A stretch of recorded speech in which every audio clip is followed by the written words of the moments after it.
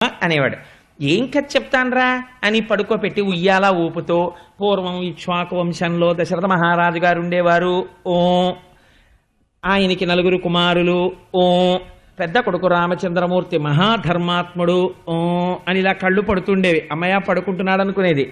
ఆ రామచంద్రమూర్తి తండ్రిని సత్యవాక్యమునందు నిలబెట్టడం కోసమని 14 సంవత్సరముల అరణ్యవాసానికి వెళ్ళాడు. ఓ ఓ అన్నప్పుడల్లా గుర్తెట్టుకోండి, కృష్ణుడు అంటున్నాడు ఓ అని. ఆయన అరణ్యవాసానికి వెళ్ళిన తర్వాత సీతమ్మ తల్లిని దుర్మార్గుడైన దశకంఠుడైన రావణాసురుడు అపహరించి తీసుకుపోయాడు అనేటప్పటికీ ఆ ఉయ్యాలలో పడుకున్న కృష్ణుడు ఒక్కసారి ఉయ్యాల్లోంచి లేచి లక్ష్మణ ఇలా పట్ల ధనస్సు అన్నట్ట.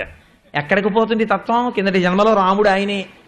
అందుకని ఉలిక్కి పడిందిట యశోద. ఇదేమిటి వీడికి ఈ కథ ఇక్కడ వరకు చెప్పిన తర్వాత ధనస్సు పట్టరమ్మంటాడేమిటని వెంటనే విష్ణుమాయ కవ్వించేసి